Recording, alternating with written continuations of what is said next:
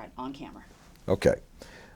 This is Monday, March 28th, 2016. It's about 10:40 Eastern Daylight Time. My name's Kerry King. I will be interviewing today. And we've got with us today Hilbert Margol, who is a World War II veteran. Mr. Margol, welcome. And thank you for being here today. We appreciate you, and we appreciate your service, and we appreciate your devoting enough time to let people share some of your life experiences with you. Mr. Margol is a World War II veteran. We're going to just ask you a few questions, but this is your interview, so I would ask you to just take us through. And this is going to be on file at the Atlanta History Center. It will also be on file with the Library of Congress in Washington, D.C. So thank you again for being here today. And tell us a little bit about yourself. Well, I was born in Jacksonville, Florida, February 22nd, 1924.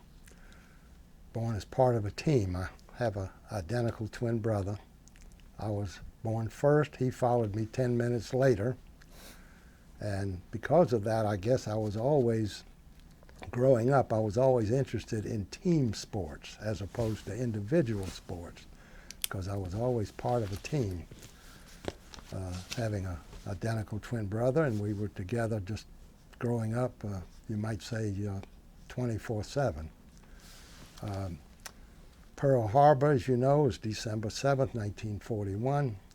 We graduated high school. Of course, before high school, we did the usual things of neighborhood participation, Boy Scouts, things like that. And we graduated high school in January of 1942. And after about a week or 10 days at home, a month before our 18th birthday, we entered as freshmen the University of Florida, Gainesville, Florida. They had a ROTC unit there, so we joined the ROTC, and actually it was horse-drawn artillery. Our uniforms consisted of riding pants, which in those days we called them jodhpurs. Not sure what they call them today. 105 millimeter howitzers. We both were trained as gunners on the howitzers to show how, I guess, prepared at least that ROTC unit was for combat. Our howitzers were real, but our rifles were made out of wood. And that's what we trained on. Well, after some months, our freshman year, an Army officer arrived, spoke to all of us ROTC students, and said if we joined an Army Reserve unit, there would be a high probability that they would let us continue in college until we graduated. Sounded like a pretty good idea. So my brother and I, his name is Howard, we signed up for Army Reserve unit. Well, in October, that October of 1942, they called our reserve unit to active duty. He didn't tell you the truth, huh? So much for staying in college. Yeah. But they did What allow was your us, reserve unit, if you don't mind me asking that? What was the reserve unit you were in? You know, I have it somewhere written down, but I just remember it was sometime in October of 1942. They did allow us to continue in college until we were ordered to report for active duty April the 3rd of 1943 at Camp Landing, Florida. So after a few days at Camp Landing, Florida, waiting for assignment, we both were sent to Fort Bragg, North Carolina for training in light artillery, again 105 millimeter howitzers, and we continued being trained as gunners. And after 13 weeks of basic training, there again we, I guess, got lucky in the sense that we were offered the opportunity to go to officers training school. And we said, what's that about? And they said, well, you go in 3 months, you'll come out as second lieutenants in the artillery. Called them 90-day wonders in those days. They still do. So we said, well, if we do that, surely they're not going to keep us together. They'll separate us, and we want to stay together. So any other option? They said, well, we can either send you to what they called a line outfit, one of the active divisions, or they were just starting an Army Specialized Training Program, ASTP. And that you would be sent to some college to be trained as engineers. So we said, well, that don't sound too bad. So how about we'll go for that? So they sent us to the Citadel for assignment, which was a horrible experience. Citadel is the barracks are like, I call them almost a prison, because you can't leave the interior of the barracks except to go through a gate which was always locked, except when they wanted to let us out for some particular reason. But after maybe a week there, we were sent to Syracuse University in that fall of 1943. And after a few months there, well, we saw our first snow. Since we were born and raised in Jacksonville, Florida, we had never seen snow before. So compliments of the U.S. Army, we saw our first snowfall. And after a few months there, they transferred us to the University of Illinois, Champaign-Urbana, Illinois. And after a few months there, that took us into the spring of '44. Some general decided they got thousands of young, healthy Army soldiers in college. That's not what he wanted, so they canceled the whole program, and that's when they split my brother and I up. He was sent to the 104th Timberwolf Division, Mojave Desert in California, for desert training. I was sent to the 42nd Infantry Rainbow Division, Camp Gruber, Oklahoma. Well, after he was in the Mojave Desert training for maybe a month or so, they decided the North African campaign was coming to an end, so they wouldn't need him for that, so they moved his division to Colorado, the Pikes Peak area, for mountain training for the Italian campaign.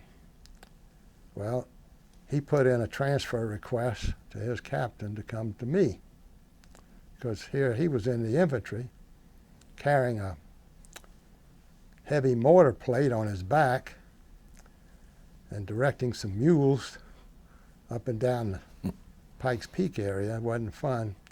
Of course, I spent maybe the first month or two at Camp Gruber, Oklahoma in the infantry. They even qualified me on an M1 rifle as a sharpshooter. I was already trained in basic training with a carbine, but they finally woke up and decided I really belonged in the artillery, so they moved me over to the 392nd Field Artillery, Battery B, still in the 42nd Division. Well, as my brother tells it, he put in a request for transfer to my outfit. After the third request, he found out from the top secret manner from the captain's orderly that the captain was just throwing his transfer request in a trash can. So he went to the captain and told him that he don't understand why it's taking so long for his transfer to come through. So the captain told him, sorry, but his job is to train him, not transfer him. The captain knew that the division was going to be shipping over to France in a few months, didn't want to lose a trained soldier to be replaced by some kid special out of basic training.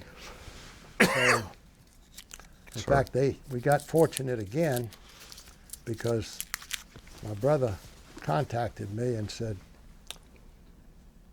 he heard that if our mother would write a letter, somebody told him that if my mother would write a letter to President Roosevelt, there's a chance that we might get put back together again, but we wouldn't know if I was going to be transferred to his outfit or he was coming to me. And I said, well, we got a 50-50 chance, so let's try it. So net result was my mother wrote a letter to President Roosevelt, and about 2 weeks later, she got a letter back from the White House, not signed by the president, but signed by a general that was his aide, military aide, saying that as a two-star mother, her request would be granted. And it said the matter will be taken care of. But didn't say whether I'm going to him or he's coming to me. Well, there again, we got lucky. He got transfer orders to come to my outfit. And as he would tell you if he were here, his captain asked him to turn down, refuse the transfer. Well, he told his captain that he's a soldier and he takes military orders. He can leave in 30 minutes. Well, they moved him, had him report to every unit above the captain. Finally, to headquarters, division headquarters, a colonel asked him to do the same thing. Gave him the same answer. He's military. He accepts military orders. So the colonel said, these orders came direct from Washington, not through the normal channel, so you must know somebody in Washington. So, of course, he told him, sorry, he doesn't know anybody in Washington. Well, luckily, he got transferred. He got on a train. Well, while he was on a train from Colorado to Oklahoma, which in those days was not a simple task, he had to change trains in Kansas City. While he was on the train, our mother became very seriously ill. She had been bitten by a rat and was in the hospital and not expected to live. So my unit got notice from the Red Cross to grant me emergency leave to go home. Well, they couldn't find him because he was on a train and they didn't know where he was at. So I took off for Jacksonville. Fortunately, my mother survived. Well, I came back to the outfit, and the story that I found out when I came back there, my brother told me he reported in. Well, since we were identical twins, our Army serial number, the only difference is the last digit is 1 digit different. He reported in. They thought he was me, and it was a typo error. So he had a difficult time convincing the guys in my gun battery that it wasn't me. They thought he was, he said, the first thing they told him, what are you coming back so quick from this furlough, 10-day furlough? So he said, well, that was my twin brother. He's not here.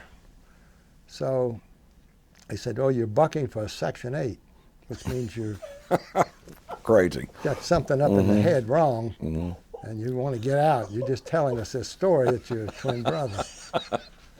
So he said, until I came back, they gave him every dirty detail they could come up with. Well, when he told me what happened, then I got a little upset at him. I said, well, you could have come back at me, and I could have stayed home the rest of the war.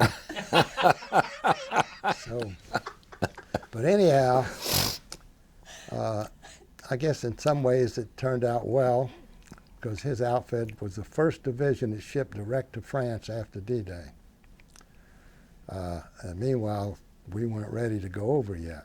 Of course, he got lucky because while in the interim, before he arrived, I had weekend passes to Tulsa, Oklahoma, which was about 75 miles away. The nearest town next to the camp was Muskogee.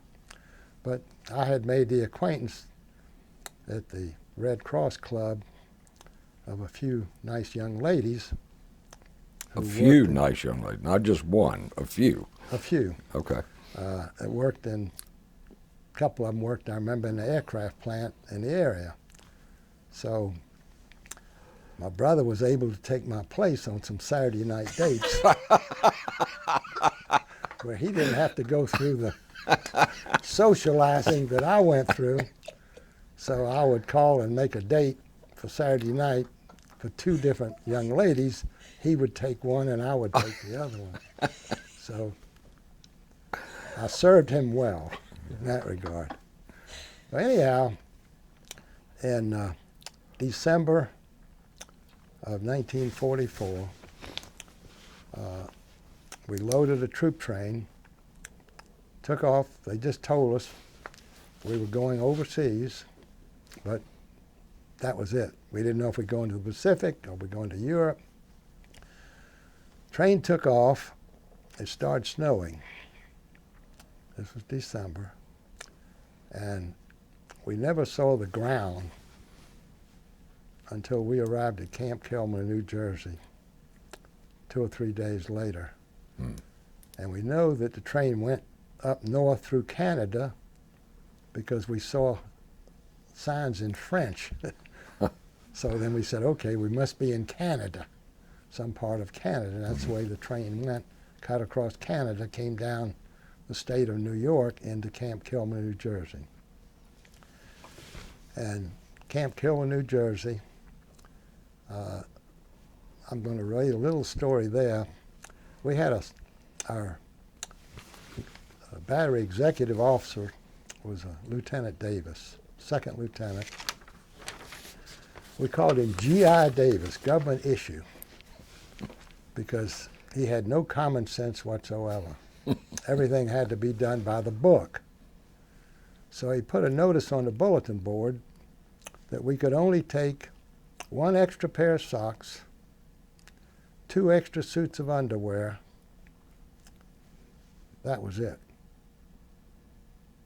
So we said, this guy's crazy. So we went to the warehouse, supply warehouse. We got extra socks, extra underwear, extra pair of gloves. They gave each gun battery a sewing kit, an elaborate sewing kit, and a barber's kit, so we could cut each other's hair. Well, one guy in my outfit, tall, lanky guy, he immediately said he was a barber. Well, I knew he was lying. So he said he'll only charge 50 cents for haircuts. So I knew he was lying. He's a real character. I made the announcement, I'll charge free. My haircuts are free. So what we did with the extra gloves and underwear and socks, we took the sewing kit. We had overcoats that had a lining. We sewed these inside the lining of the overcoats, you see. Well, what happened? We got on a troop ship, left out of New York, and we arrived in Marseille, France, early January. Of course, when we got out to sea, that's when they told us we were going to Europe. And we're going to land and arrive in Marseille, France. My brother and I, due to our geography lessons in school, we said, man, this is fantastic. Southern, sunny France. This is going to be great. We arrived in Marseille at below freezing temperature. Of course, the local natives told us coldest weather in 100 years, whatever. Well, we've heard that before. Local Chamber of Commerce. Well, the first GIs that we met on the dock when we got off the ship said, hope you guys bought extra socks, underwear, gloves, because you're going to play hell getting them over here. So much for Lieutenant Davis.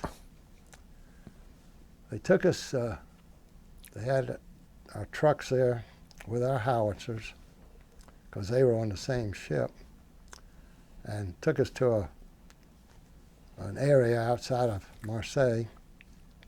we pitched our little pup tent, 2-man pup tents. We had to clean our guns to get all the cosmoline off the guns because we had to cover them with cosmoline before we shipped over, protect them from the salt air and so forth. Yeah. Now we had to clean them all off again.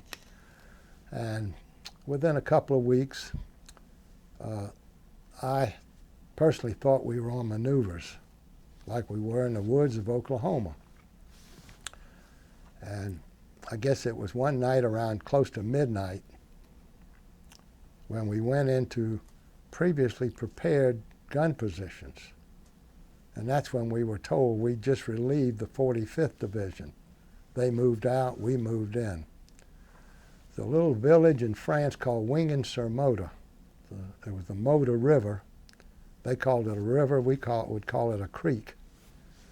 And we were dug in on one side of the river in this village. On the other side of the river was what they called a mountain. We called a high hill. The Germans were dug in on the other side of the high hill. Frankly, we didn't realize we were in a combat situation until early the next morning, I guess at first light, when some shells started whizzing over our heads. The Germans were firing over our heads to targets behind us. And that's when we suddenly realized, hey, we are. And then we knew that behind us we were 105s, behind us was the 155s. Behind them was the 240s. Well, after about 2 days of listening to these shells going back and forth over our heads, you learned the difference in the sound of the ones that were going this way and the ones that were going Incoming back. versus outgoing. Yeah. Yeah. Yeah, you learn by the difference in the sound. Well, I don't remember exactly how long we were in that position, possibly a couple of weeks. And we got orders to pull out and head north, which we did, and some different French towns along the way until we crossed over into the Rhine River into Germany. Were you firing missions at that Oh, yeah. point in support of the infantry from You those know, along positions? the way, you see, we were in 2.5-ton Army trucks. And of course, in the front you had the driver and our sergeant, Sergeant Rogers. I was a gunner on number 3 gun. We had 4 guns in our gun battery.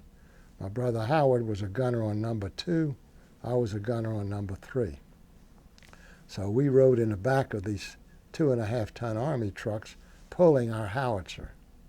So, you know, every step of the way, every so many miles, we would get orders to stop, pull off on the side of the road, set up our howitzers, and fire some missions. That has been called a hip shoot in common everyday parlance in the artillery.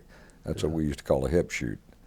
And sometimes, you know, we would set up, and by the time we got our camouflage nets all overhead and everything and ready to fire, we'd get orders, load up and pull out again. We didn't even have to fire. It was depending on whatever. We were in direct support of the 222nd Infantry. Our division had 3 infantry companies, 222nd, 232nd, 242nd. We were in direct support of the 222nd. And that was 42nd Infantry Division? Yes. Yeah, the Rainbow Division was famous in World War I, and they never let us forget that. In fact, our commanding general, Harry Collins, Walter Winchell nicknamed him Hollywood Harry.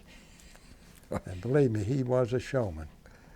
I remember Camp Gruber when we used to have a parade for visiting dignitaries from Washington, whatever. In front of in the area of the viewing stand for these dignitaries, he would have these 3 different color smoke pots: red, yellow, and blue. Blue was for infantry, red was for artillery, and yellow was for the service and headquarters units. And he had big fans behind these smoke pots, and it would blow these different color smoke as we marched past the reviewing stand. We had to march through that smoke.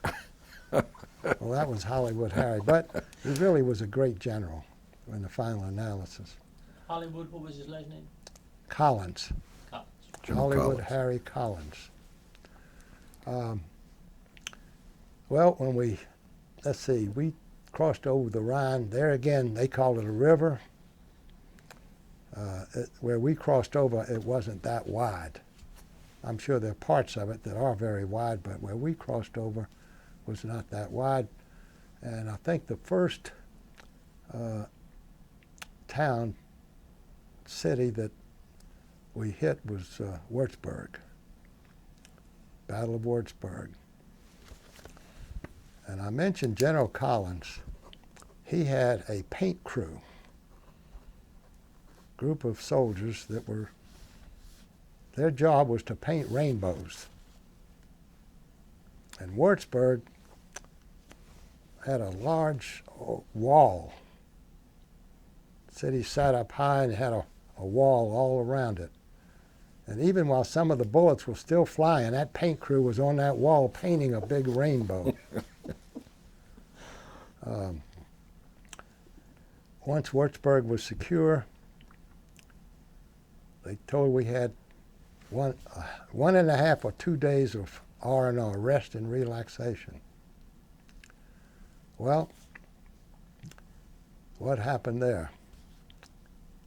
My truck driver and one of the service supply drivers went into a warehouse. They noticed cases and cases of French champagne and cases of miniature jugs of different fruit brandies. They put as many cases of this stuff on the 2 trucks that they could, brought it back to our gun section where we were resting. We had these 5-gallon water cans. I hear it coming already. The purpose of the 5-gallon water cans on every truck was for drinking purposes, and after every so many fire missions, we had to wash out the gun bores to wash out the residue of the gunpowder. Well, for drinking purposes, we had to put chlorine tablets into those 5-gallon water cans. Didn't taste too good. So we emptied most of them out, and we filled them with French champagne. For at least a few weeks, it was a lot better drinking, and we felt it did a much better job of cleaning out the gun bores. It worked good cleaning out the tubes? Yeah. It did. Well, what happened to the fruit brandies? Most of the guys, 100 men in our gun battery, most of them thought it was fruit punch. They started drinking it like fruit punch. They didn't know it was going to hit. Well, it hit. After a while, I'd say after 100 men, there probably was maybe 10 or 12 of us that were sober. The rest were all drunk. Good thing we had the time off. Didn't have to move We forward. would have lost the war if you hadn't had the time we were off. in no condition. I remember the youngest kid in my gun battery, his name was Virgil Sacchi. And he was either still 18, because he came in the Army when he was 17. And I think he was still 18 at the time. He got drunk. Took out his .45. He was waving his .45 around. He's looking for the mess sergeant. Because the only time we saw the mess crew was when we had a day or so for resting. Didn't have to move forward, and then they caught up with us and fixed us a hot meal. So you were having K rations the rest of the time? K rations and C rations. Right. So he didn't like what they fixed, that hot meal. So he wanted to kill the mess sergeant. Of course, a couple of us grabbed him, took his .45 away. We put him in his sleeping bag, zipped him up, and that took care of that. Then from Wurzburg, the next objective was Nuremberg. And from our direction, we captured Fürth. Fürth was a suburb of Nuremberg. And I remember just outside, just next to a Army air base, German air base, that of course was empty. And my twin brother Howard went into one of the buildings and he saw a stack of German parachutes, which of course was white silk. And of course it was still wintertime. So he took his bayonet, he cut off enough of those parachute material to make some neck scarves, which came in handy. Mhm. So from that area, Nuremberg, the next military objective was Schweinfurt. When you went from Wurzburg into Nuremberg, when you got right outside of Nuremberg and Fürth, were you having to fire missions to Oh, get yes. in there? Oh, So we the had to fire. 222nd was under direct Yeah. combat? Yeah, oh yeah, we Okay. were firing missions occasionally along during all these areas. Okay. Uh, All right, so you said, so you were saying, I interrupted you, I'm Yeah. sorry, but you know, it wasn't all serious combat. No. We had occasions where we played some games. We had one fella in my gun crew, name was, I'll never forget him, Preston Ballard McDaniel III. But real country. He walked like he was behind a plow. And I remember before we shipped over, we asked him what did he do in civilian life. Because he always answered yup. Instead of yes, he always answered yup, yup. And don't think he was that highly educated. But he told us in civilian life, he lived in an area on the Kentucky-Tennessee border. His job was to sit in a certain area on a tree stump and look for revenue agents. If he saw a strange vehicle coming up the road, he had to sound the alarm. Any vehicle he didn't recognize, he had to sound the alarm, and that's what he did. Well, I remember in the barracks in Oklahoma, they put a notice on the board. Anybody who could speak a foreign language, write their name and what foreign language they could speak. Well, we had like one sergeant that spoke Russian. He worked for U.S. Steel before he came in the Army, and they sent him to college to learn Russian to deal with Russia as far as steel is concerned. So he spoke Russian fluently, put his name up there. And McDaniels put his name up there. Next to it, he put Spanish. Well, we knew no way he could speak Spanish. So, of course, a couple of us immediately grabbed him and says, Mac, speak some Spanish. And he said, Si, senor. And we said, well, come on. That's all he knew. But mentally, he thought that meant he could speak Spanish. So with him, kind of games we would play at certain times during lulls between fire missions, we would create a fake fire mission. Well, when we had a fire mission, we would get to come in through shortwave radio. from the forward observers. Forward observers.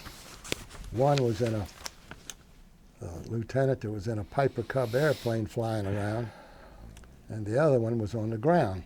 Another second lieutenant that was on the ground with the infantry company up ahead of us. So we would get a fire mission, and maybe the fire mission first would say, we had 10 powder bags in the shell casing before you put the projectile in. Mm. So we'd get a fire mission that might say 7. Well, that meant the guys preparing it would have to take out 3 powder bags and leave 7 in. Well, then we'd fire the projectile, and maybe the next one would come and say either 5 or 6. So the next one they would have to leave 5 or 6 in there, because the normal procedure was they would first try and fire what they thought, the forward observer, just above the target. The second one just below the target. And they could see where it hit. And if it worked that way, then they knew exactly what the next projectile, how many powder bags it took to hit that target. Mm-hmm. So we'd do a fake fire mission. And we'd say, like 7. And Mac would take 3 bags out. And then we say, change. 3. Then he'd take more bags out. Then we'd say, oh, got another change. 8. Then he had to put more bags. Well, man, he's working like a beaver, changing all. And then we'd say, fire mission canceled, you see. Well, you know, it sort of broke up the monotony. Sure. It gave us what we call fun and games. I remember another incident. Forgot exactly what area we were in, but we got the word in the evening, maybe 9 o'clock at night, that a German patrol, because we had field telephones was our communication.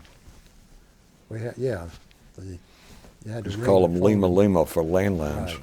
We had wire crews that would string, every time we'd go into a gun position, sometimes we had to dig in the gun and sometimes we didn't. Sometimes, depending on the terrain, our guns were far apart. Sometimes they were fairly close together. Mm-hmm. Excuse me, they would string the telephone wires to our command post where Lieutenant Davis was. Well, this particular situation was in a wooded area, so to speak, a little clearing, not a big clearing. But we got word about 9 o'clock one night that a German patrol had broken through the line and was in our area. So just be aware. Well, we had passwords. Like if you said Disney, you would say Mickey Mouse. If you said Disney, and you didn't get any answer, or you got a different answer, that gave you a message. Or if it was like New York Yankees, say DiMaggio, something like that. Something that most of us could easily remember. So here Lieutenant Davis, he's about 100 yards away in a bombed out house, his command post, and we get this message about this German patrol. So call Lieutenant Davis on the telephone and say, one of our guys is sick here. He's throwing up. We don't know what the problem is, but could you help us out? I'll be right there. Well, we were in cahoots with the other gun crews because we were fairly close together. So what happened? They would throw a rock in the direction they knew Lieutenant Davis was coming.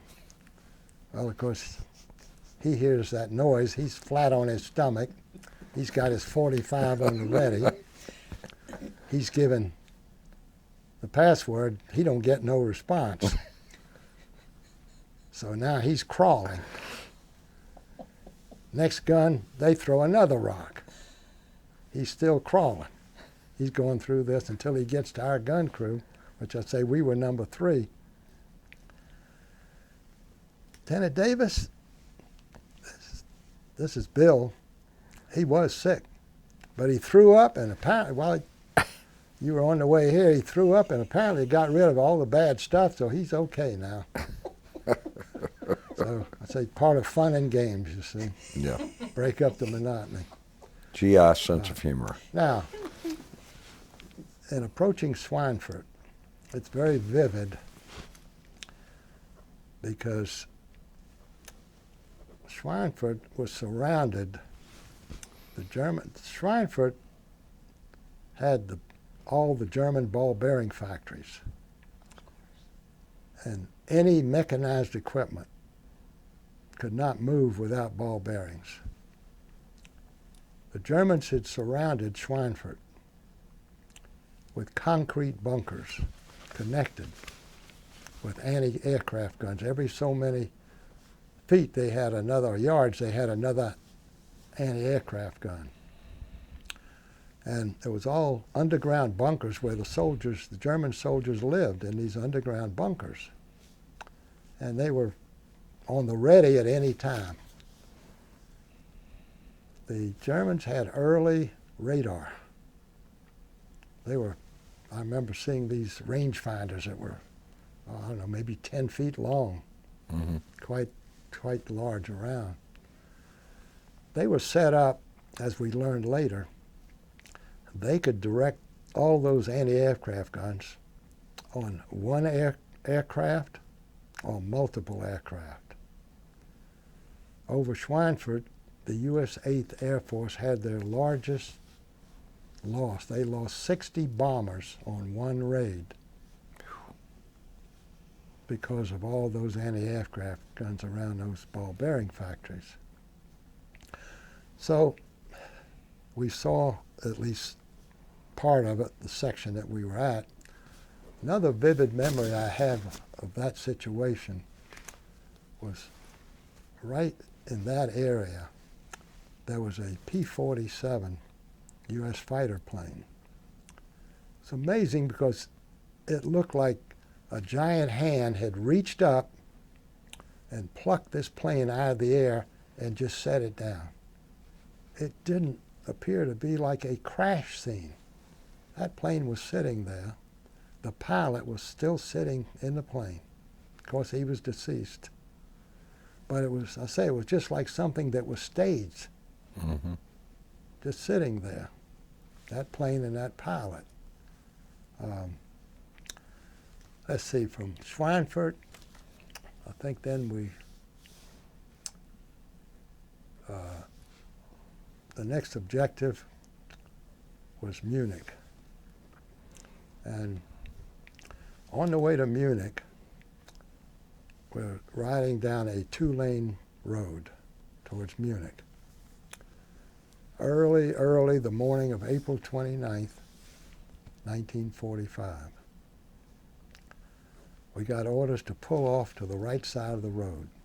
It's a wooded area on both sides of the road. On the right side was a medium-sized clearing where our 4 guns were set up as close together as we had ever been. We got set up. We fired a few missions towards Munich. And everybody smelled a very strong odor, distinct odor. One of our Jeep drivers came by and he said, "Must be a chemical factory on the other side of the woods on the left side of the road." Well, being close together, my brother Howard came over to me. He said, "I don't think there's a chemical factory over there." He said the odor reminded him when we were youngsters and our mother would go to the meat market to buy a freshly killed chicken. In those days you had to buy the whole chicken, couldn't buy just parts. She would take it home, hold it over the gas flame of the stove in the kitchen to burn off the pin feathers that were still stuck in the chicken. And in doing so, it would burn some of the skin and the fat of the chicken. He said that's the odor that it reminds him of. So I said, well, why don't we go over there and see what is over there? So I told my gun sergeant, don't leave without us. We'll be back shortly. So he and I walked through the woods. First thing we saw was a fence, fence that just wound around some kind of camp. And just outside the camp, where the spot we were in, was a line of railroad boxcars. And we climbed over between 2 boxcars. On the other side, there was a few infantry guys walking around, and they had opened some of the sliding doors of the boxcars. U.S. Army infantry? Yeah. Not, okay. 222nd that we supported. Okay. Yeah. And inside the boxcars were dead bodies. Now, we had a little brownie box camera. We took a couple of pictures of the inside of 2 boxcars. We didn't take a lot of pictures because we had liberated this little box camera somewhere along the way, and we didn't know we had the roll of film, so we didn't take a lot of pictures because we didn't know if we could ever get more film. But we took 2 pictures there.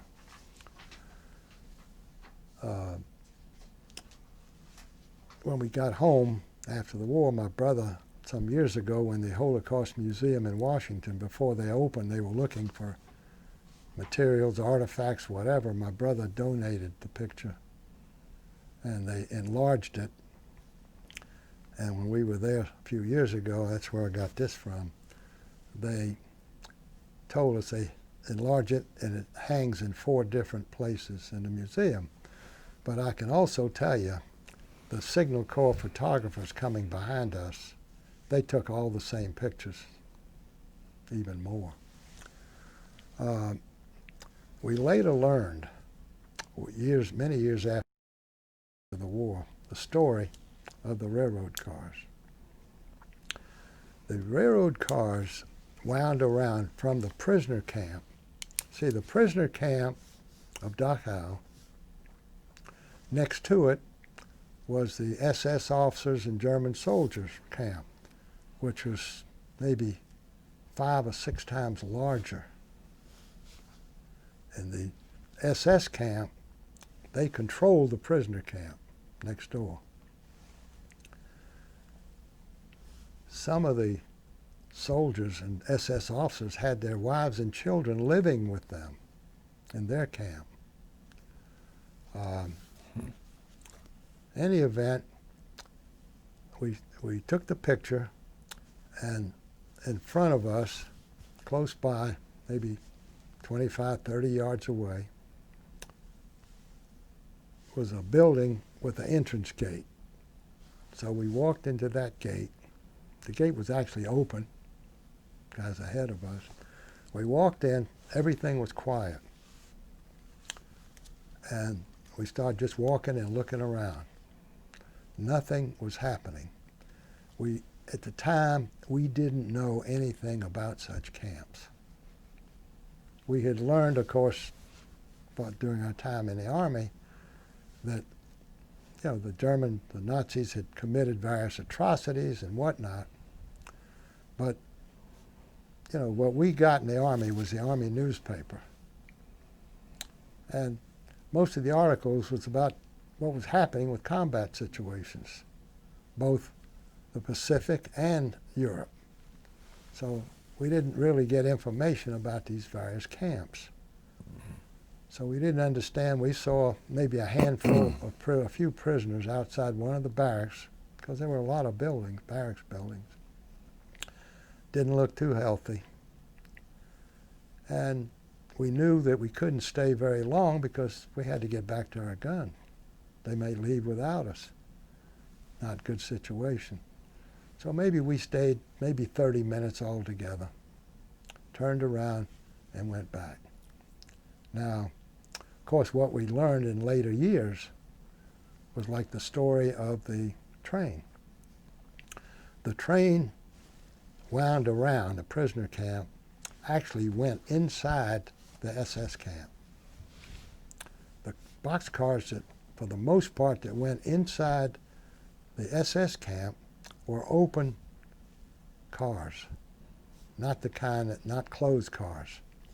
They also were filled with dead bodies. One story I read said that most of them were killed by U.S. Allied fighter planes that were strafing that train. But I'm not sure that's the accurate story, because we also learned this train, they loaded it from a prisoner camp where the Russians were coming close. So they loaded about 2,000 Jewish prisoners to take them to Dachau. It took 20 days for that train to arrive from start till they arrived. They had only arrived at Dachau about 2 days before we got there. Now, when they loaded the prisoners into these boxcars, they gave them a supply of some raw potatoes a loaf of black bread, and they put a porcelain pot in each boxcar. That was the toilet. Locked the doors, padlocked the doors. Wintertime. So most of them were gone by the time they arrived there. Because I'm sure a lot of them were very weak in condition when they got in the boxcar anyway. Mm-hmm. So that's the vivid memory. And I really never thought about it for many, many years until a few years ago when I was with other veterans and other liberators to visit the Holocaust Museum. And I don't know if you've ever been there. I have. But to get to one area to another, you walk through a boxcar that they have on display. Yeah. And I had never thought about that time that I saw those bodies in the boxcar until I got in that boxcar in the museum. And it affected me emotionally until I got out of that boxcar. It was just, it just suddenly hit me. What affected me when I went to that museum, not that this is about me, but when you got up to the third or fourth floor and you're walking across the bridge. Okay. What affected me the most was when I went up to the third or fourth floor. I've been to Dachau twice, once in '64, once again in 2007. When I went up to the third or fourth floor and walking, there's sort of a bridge that you walk over, and on one side are nothing but eyeglasses, and on the other side is nothing but shoes.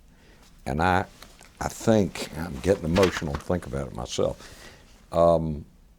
what that did to me was I represented in my head, every pair of glasses, every pair of shoes was somebody who was incinerated or gassed by the Germans. I could not shake that feeling. It was so, and that was an incredible experience, I'm sure.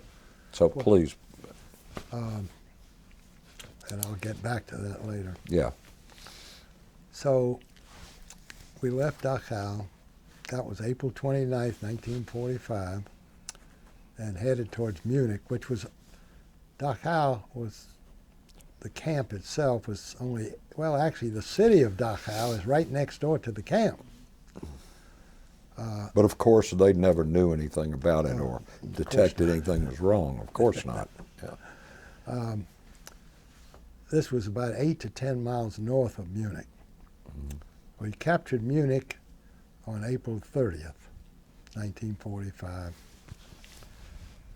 I remember we headed from Munich, we headed towards Austria, towards Salzburg. May the 1st, 2nd, and 3rd, we had snow all 3 days, which there again was very unique to my history, being born and raised in Jacksonville, Florida. And the war ended May the 8th of 1945. We were in a town, Kiefersfelden, Germany, which was right close to the Austrian border. And of course, we had a few days to it was the first time we moved into a house. Each gun battery moved into a house in Kiefersfelden. And the house my gun battery of 10 men moved into was a Hausfrau. So she was asked to move into another house with some other family.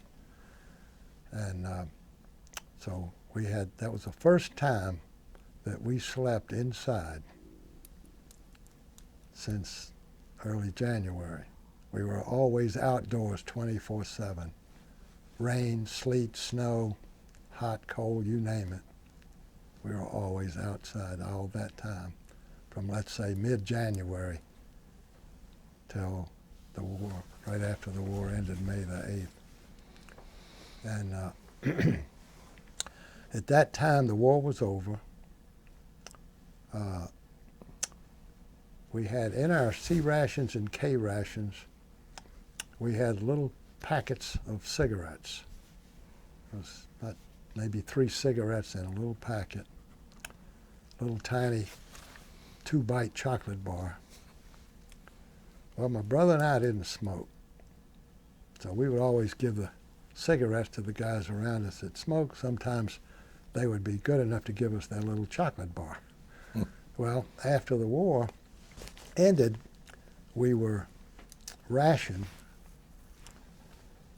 to 1 carton of cigarettes a week, either 1 or 2 candy bars a week. Okay, cigarettes, candy bars, soap was money. So the housefrau that lived in this house that we were sleeping in, she would come in every day, make up our beds, wash our clothes, cook for us. If we had something to cook, that's how we would pay her, would be with cigarettes, candy bar, bar of soap, because that's, I'll say that was like money for the civilians. So from there we moved into Salzburg area. And our first quarters in that area was in a old monastery. And that's where we lived.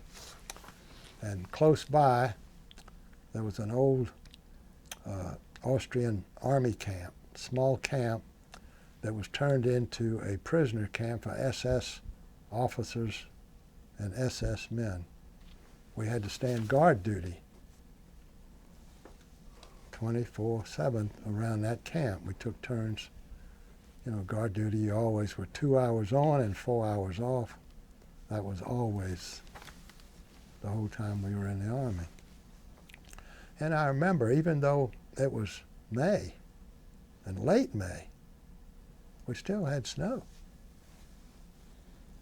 I remember walking guard duty around the fence of that little camp, walking around in snowstorm. You were in Bavaria. Yeah, well, we were in It Austria. snows late there. So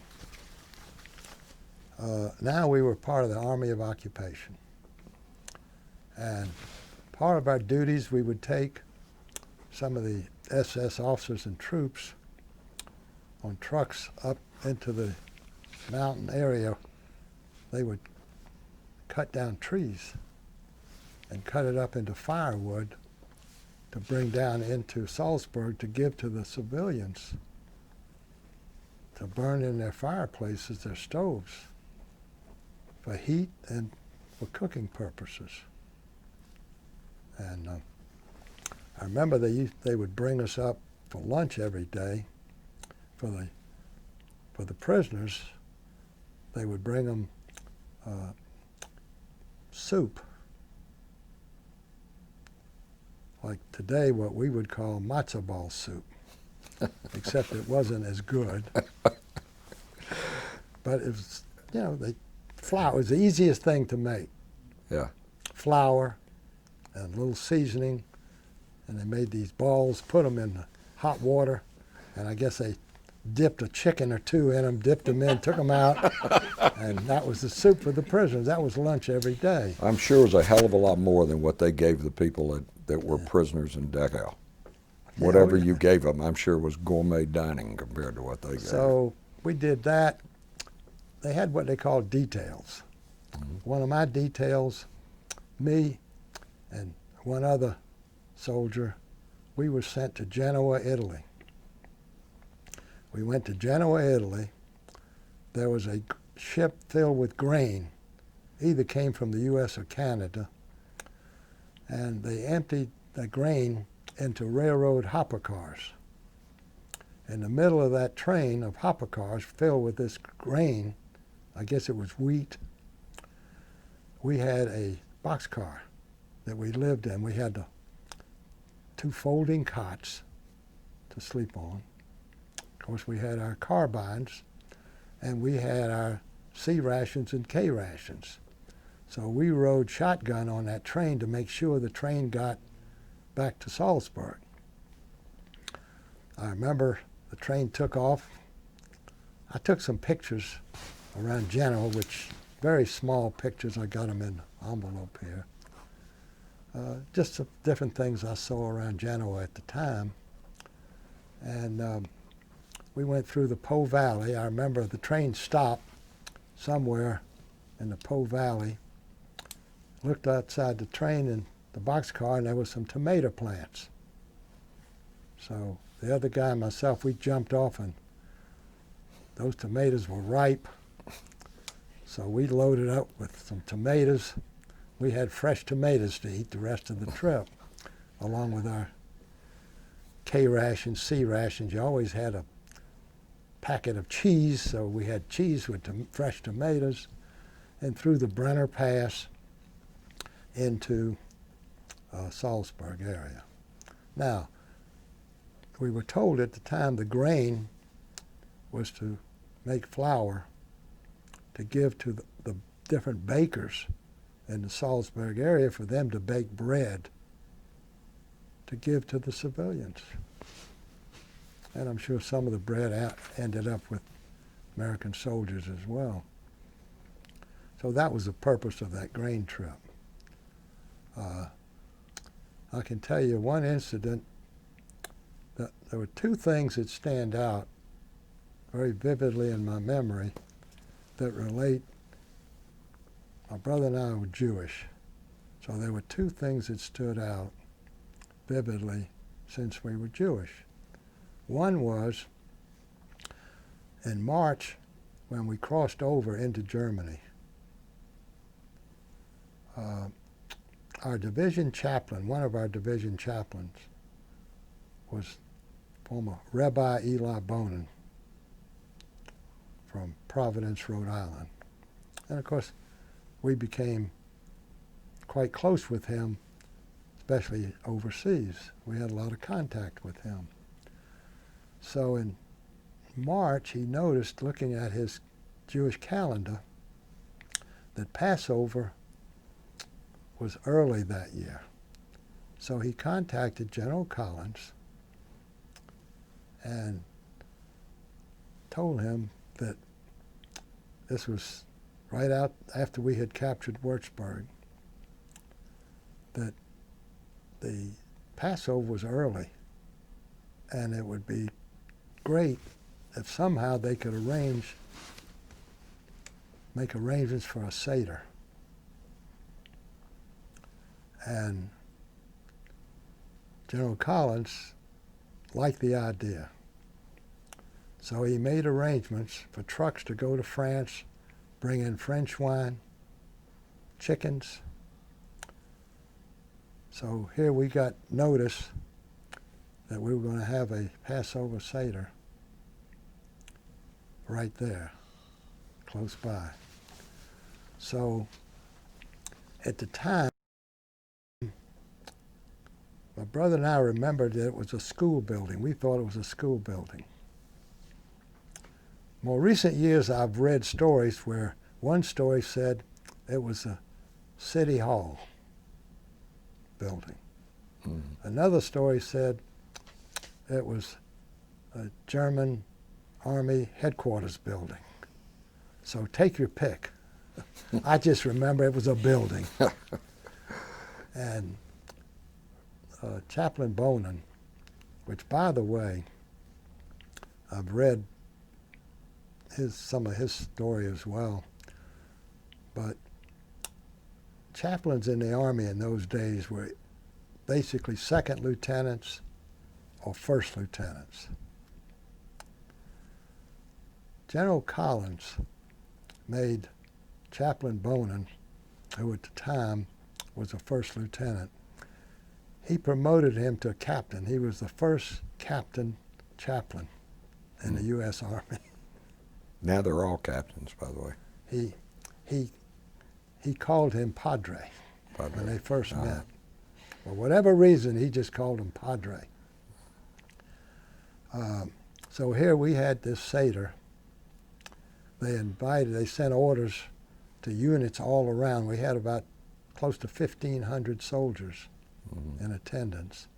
And of course, the best part was they had German civilians prepare the food. They served us. Good. They cleaned up everything. So that was a vivid memory. There would be a great irony if it had been a German headquarters for the SS, and you had a Passover Seder there. I think there's a great irony in that. The other vivid memory that I have to relate, because it was my brother's memory, but during a number of speaking engagements over the years, he has related this story. When my detail was to go to Genoa, his detail was to ride shotgun on an Army convoy of about 200 trucks, Army trucks. They were loaded with close to 2,000 Jewish survivors of several of the camps. Mm-hmm. They were over Chaplain Bohnen's objections. The Army decided to take them to 2 villages in the Austrian mountains above Salzburg, Hofgestein and Bodgestein. Now, I remember at the time Rabbi Bohnen, Chaplain Bohnen, told me, because I met him in Bodgestein, I was there for totally different reasons. He told me he was against taking them to these luxury hotels, because he said, you're playing with their minds. You see, every camp, when they were liberated at different times. But like Dachau, they had close to 32,000 prisoners still in the camp the morning of April the 29th of 1945. A high percentage of them suffered from typhus, lice-borne disease. The Germans had nothing to take care of that situation. The Army had DDT powder, which was used to kill the lice. But it took about a month for the DDT powder to kill all the lice and for the survivors to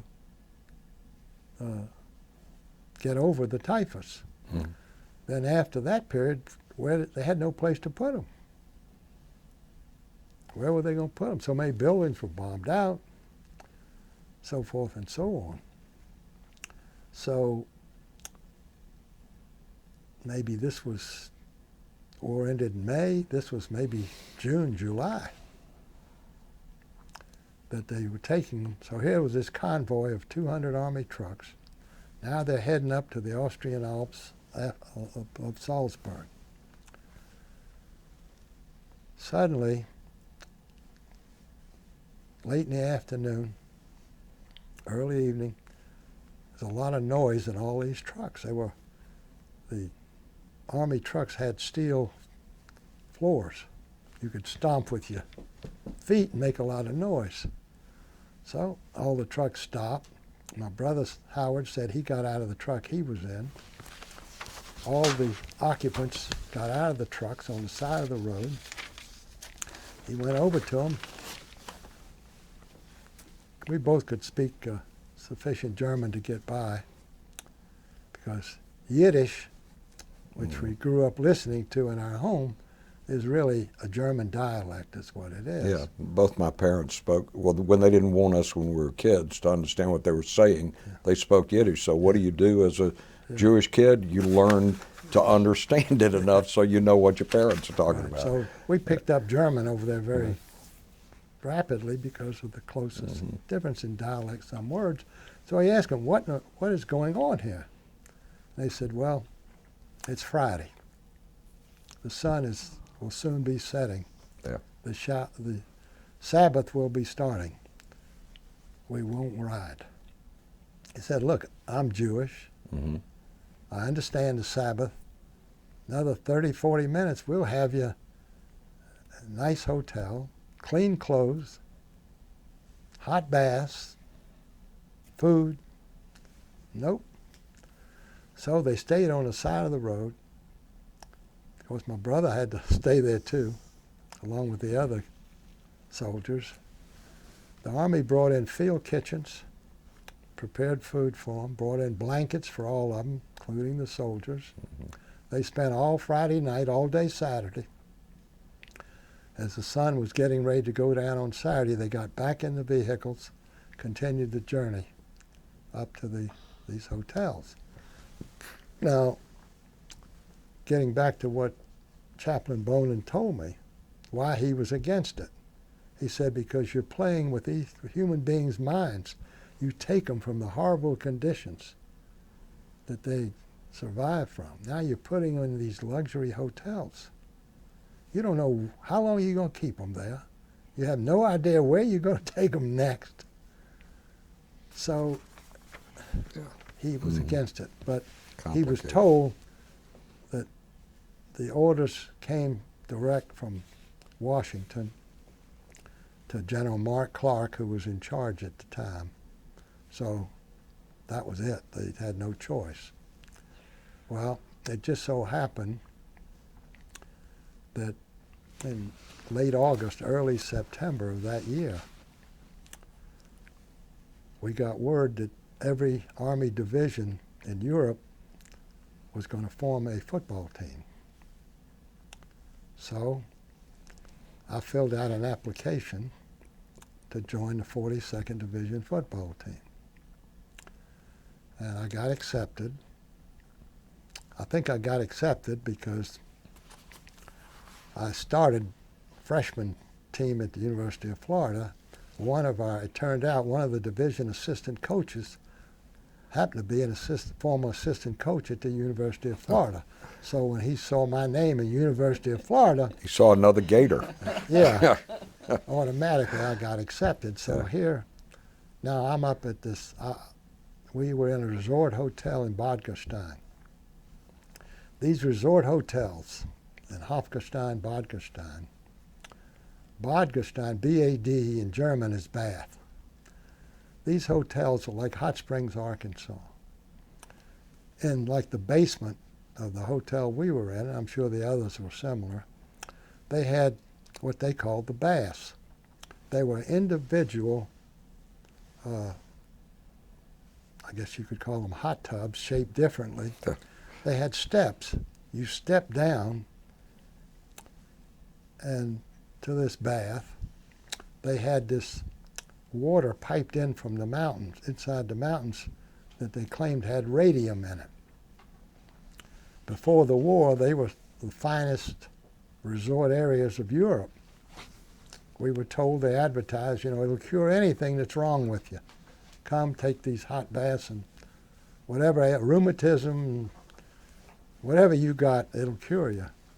During the war, the Germans turned these hotels into convalescent hospitals for wounded German soldiers. When the war ended, they moved those out. They still had the civilian help there, mostly females. Because I remember the first meal that I had in the hotel, and the first thing they served was Knädel soup. German was Knädel, which today here we call matzo ball soup. So I tasted it and I said, sehr gut Knädel soup. Well, the female server wanted to know, how did I know it was Knädel soup? She asked me, how do I know that? Supposed to be a dumb American soldier. Yeah. So it was great experience. We traveled around Europe playing other division teams. Our planes were these DC-3s, I think they were. We would fly to play other divisions. In fact, I still have some of the game programs at home from some of those games. I only remember briefly 2 games. One, we played in Nuremberg in a famous stadium that was built, I think, for the Olympics. And Hitler used to review the troops, make a lot of his speeches. We played in that stadium. We lost that game, but we turned out to be the European champions. Oh. And as a reward, they gave us each a little miniature football. Really? That was our reward. I still have it. The other game I remember, on camera. Okay. I think when we went off the record there for a second, you were telling us about the luxury hotels and the Yeah, hot and tubs. that was, so I was there on the football team. Yeah. The other game. Oh, that's right. You were telling us about the The football. other game I remember vividly was we had a game scheduled near Pilsen, Czechoslovakia, which was occupied by the Russian army after the war. The Russians, for whatever reason, refused to give our airplane permission to land. So we had to go in army trucks riding from the Salzburg area, Bad Gastein, down to Salzburg, and then over Austria into Czechoslovakia. Well, we got there, I remember, late in the afternoon or early evening, and it started snowing. It snowed all night. We got up the next morning, still snowing. The field was covered with snow. They tried to get it postponed till Sunday, the next day. We were scheduled to play on Saturday. And all they had was some bleachers around the field. But they said no. Authorities said they had a soccer game scheduled. The Russians had a soccer game scheduled on Sunday, so tough. So we played the game in that snowstorm. And here was a kid from Jacksonville, Florida. I had never played in those kind of conditions. And of course, they only marked the outside of the field and the end zone. We didn't know if we were on the 10-yard line or the 20-yard line, but we played. Mr. Margol, I wanted to ask you a question, but I didn't want to interrupt you. Your stories are just wonderful. But when you were heading from Munich going towards Salzburg, did your unit go through Berchtesgaden? We only saw Berchtesgaden after the war. Mm-hmm.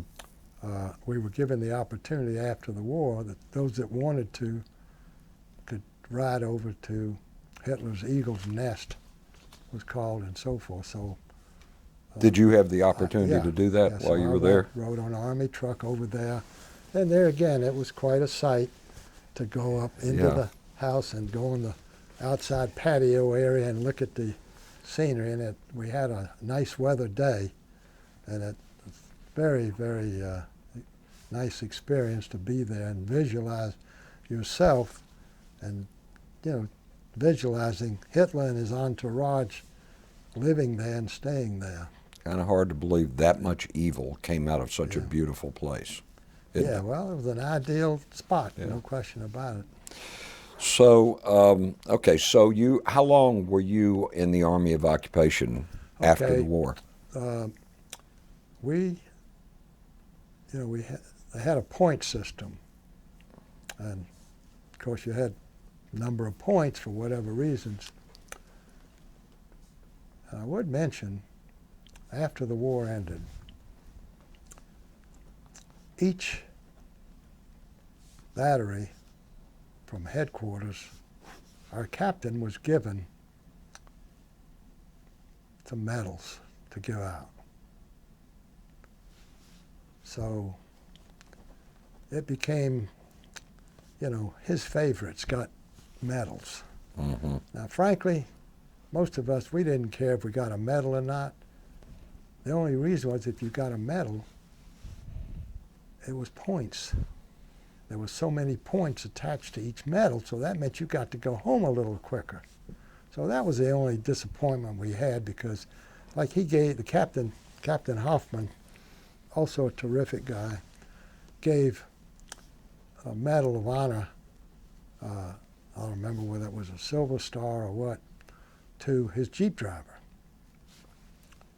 Now, he selected the Jeep driver, we were told, early on before we shipped overseas, because his Jeep driver had spent some time in prison. So our captain felt he was a tough guy, and he wanted a tough guy to be his Jeep driver. So, which was okay. Mm-hmm. So he gave him a medal. Well, now headquarters had to write up the reason why he got a medal. So they had a little ceremony, and they read the citation that he single-handedly wiped out a German machine gun nest. And we all laughed. Because we said, where were we at when he was wiping out this? Well, it was all made up. Yeah. They had to justify the medal. But there were some soldiers that got medals that deserved them. Yeah. But at the same time, I'm sure there was a percentage of them that got them because of whatever. Yeah, the Army actually took that away from battery commanders and even battalion commanders. They could recommend with a scenario, but they had to be, during the Vietnam War, there had to be 2 witnesses to it, and they had to be somebody other than a commander. They had to be somebody that was present, and then it would go all the way up to division, and division would decide, and then they would either issue them So or not. we got our orders to depart. They shifted us to the 81st Division just to go home. 81st Airborne? No, Oh, 81st, not 82nd. Okay, I'm sorry. 81st Division just to go home, Uh-huh. which meant really nothing except we're with a different group of guys. And fortunately, my brother and I were still together. And so we rode home on a Liberty ship, So you came home by ship? on a Liberty ship to get home. We went over on a troop ship, Yeah, 5,000 men on a troop ship. We went over. yeah. Coming back, we came back on a Liberty ship because they were all coming back empty. Uh-huh. And there again, we were sent to Fort Bragg, North Carolina to be honorably discharged. From there, of course, we came home to Jacksonville, Florida, back home. So when were you discharged? April 9th, 1946. So you actually served almost a year in the Army of the Occupation after the war was over. Pretty close to a year, 10, 11 months anyway. Yeah, Yeah. right. And when you were discharged, what rank were you at that point? PFC. PFC. Okay. And That had you was still the been a highest rank gunner? we ever achieved, PFC. Had you stayed a gunner your entire time with Yep. the unit, and your brother likewise? Yeah. Okay. You see, in that time, most sergeants, a lot of sergeants, the ones I was familiar with, sergeants, corporals, they were made sergeants and corporals because they were older guys. Uh-huh. They had more experience. My corporal was a coal miner from West Virginia, 32, 33 years old. Most of us were, 18, 19, 20-year-olds. Yeah. But our corporals and our sergeant was probably 29 or 30. So when you went on active duty, you were about 19. Yeah. Okay. Looking back at your military service, I mean, it sounds like you've got a really good perspective of both the bad side and the good side of it. What do you think? Did that change you as a person? Well, it certainly was an experience that had its pluses and minuses, I'll put it that way. And when we came back, wanted to resume our college career, we were automatically respected. And Because of your so service? that was a plus. And of course, we were more prepared to accept that respect from the other students, especially in the fraternity house and so forth and so on. So you were, so when you re-entered college, you were 22 years old or so? Yeah. And did you finish at the University of Florida, or did you Yeah, go we somewhere? graduated in June of 1948 with major degrees in accounting, minor degrees in economics. And did you, And my twin brother got married the same month we graduated, June of 1948. He got married. My wife and I announced our engagement at his wedding. We got married in November 7th, 1948. I remember very well November 7th, 1948. We got married that evening, but I had to go to the Georgia-Florida football game. the world's largest cocktail party? Couldn't miss that Yeah, of course not. in Jacksonville. Yeah. So you've been married now for how many? 67 years. That's This past November was 67 years. Do you have children? 3 children. We're now, through a couple of marriages, we have 9 grandchildren. Wow. And January 1st of this year, we enjoyed our first great-grandchild. Oh, well, congratulations. Beautiful little girl. Congratulations for that. And how about from the standpoint of professionally, after you graduated from Florida, what did you end up doing professionally? Before graduation, in our senior year, we had an older brother, 3 years older. His name was Melvin. He was 4F because when he was 12 years old, he had double mastoid surgery, which was very serious in those days. It naturally affected his hearing. So when he tried to join the Army, they turned him down because his hearing wasn't that good. So he was 4F. So eventually he went to work for some uncles of ours who had a house-to-house business in Virginia and North Carolina.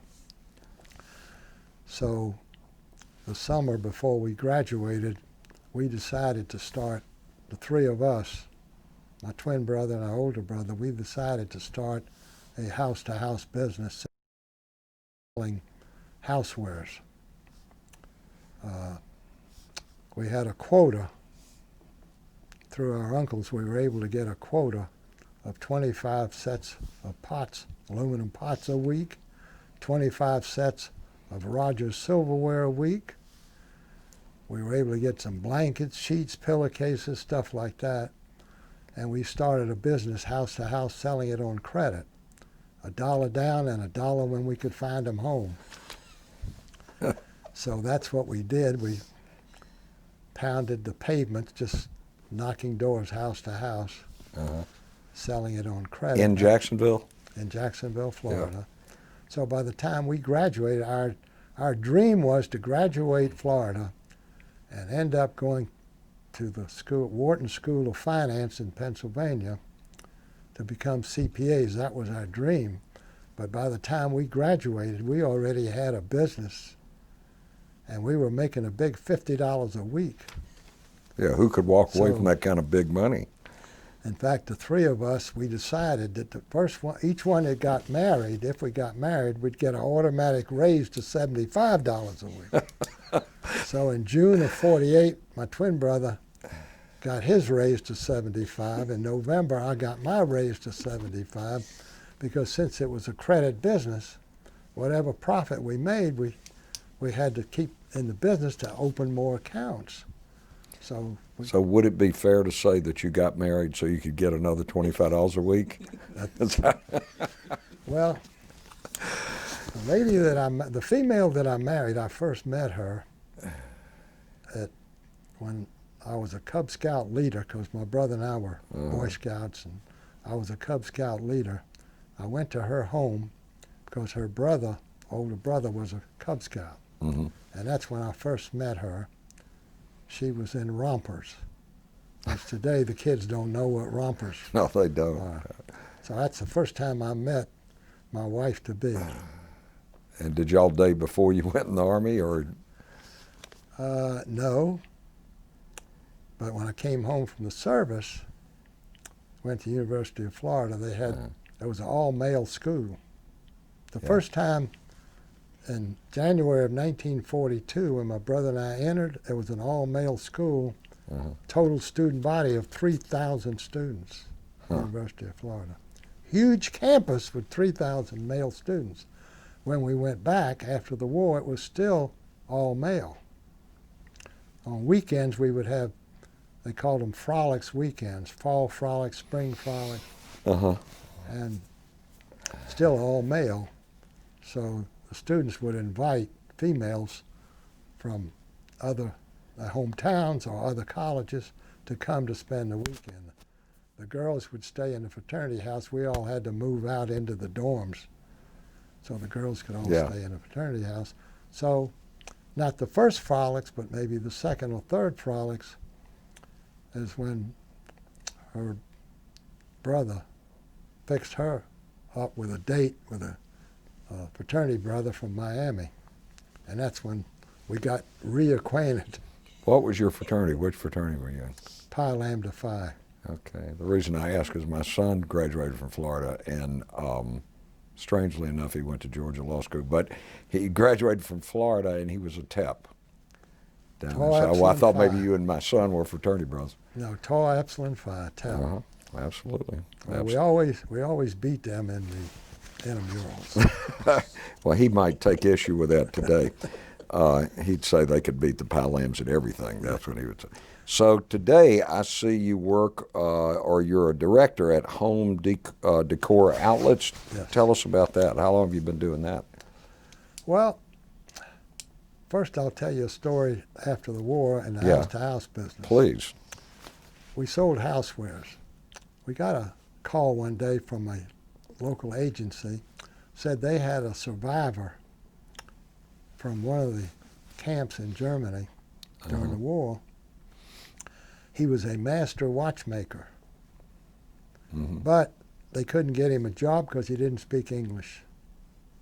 Well, we didn't sell watches, but my brothers and I decided to give him a job. We would start selling watches on credit. So I contacted the Benrus Watch Company in New York. We took a line of Benrus watches. We knew that if we sold them on credit for $1 down, $1 a week, we sold them for like, I don't know, $29.95, $1 down, $1 when we could find them. If the watches stopped running before they finished paying for it, they wouldn't finish paying it. So we gave him a job of repairing the watches. So we fixed him up with his workbench, his tools. And our father was retired at the time, so he was the interpreter. Our father was originally from Lithuania, and he could speak several European languages. His name was Sam Liederman, and he was originally from Poland. And we didn't tell him about our military experience, Dachau. We never asked him about his experience being a prisoner. We just thought it might be too painful for him. So we never discussed it. But after, I don't know, it was 2 or 3 years, I don't remember how it came about, but we started talking about it. He told us the only reason the Germans let him live was because he was a master watchmaker.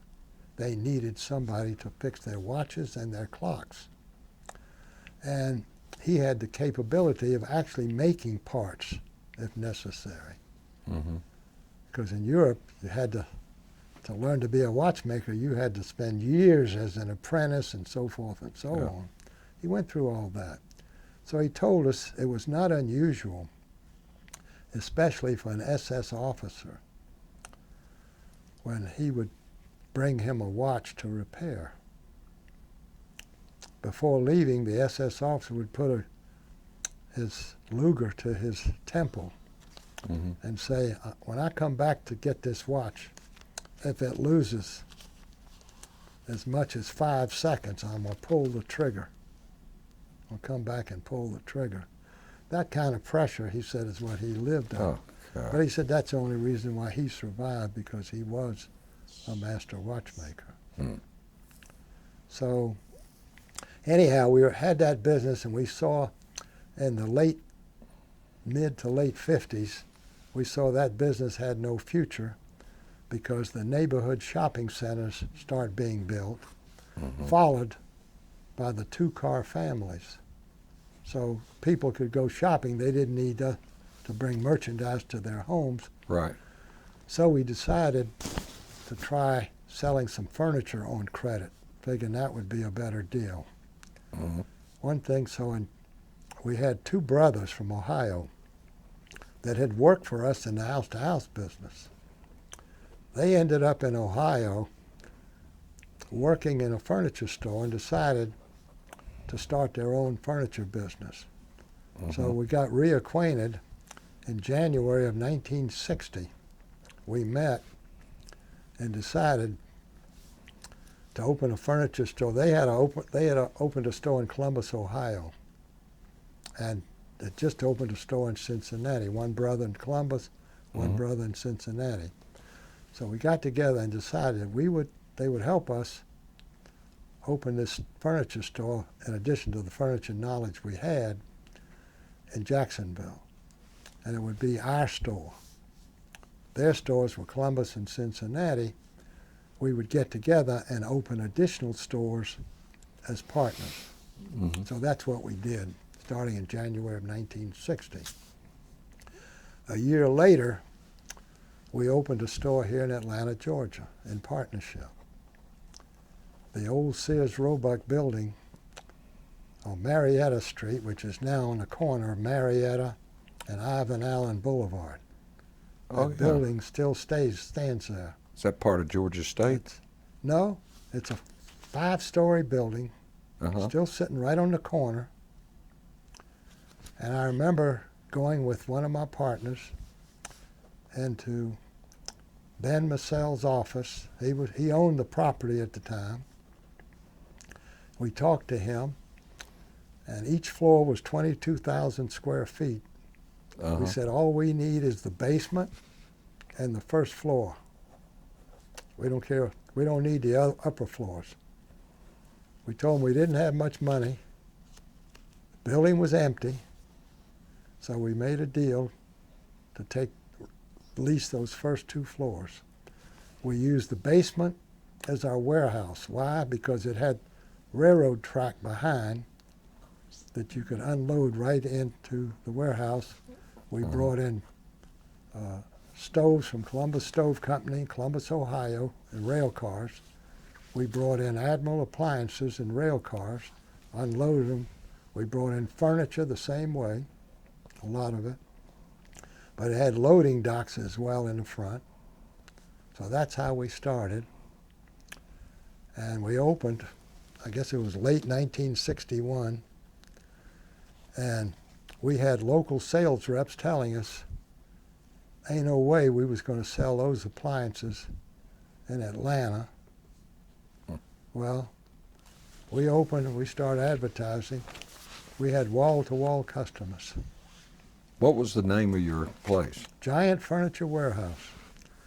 The water tower on the top of the building, we had painted Giant Furniture Warehouse. Of course, years later they painted it out. But on the Ivan Allen Boulevard side, there's still a plaque on the side of the building. It says 426. Still there to this day, because our address was 426 Marietta Street. So that's why we put that plaque there, so customers coming from Marietta Street downtown, they could see that plaque and know that building was where we were at.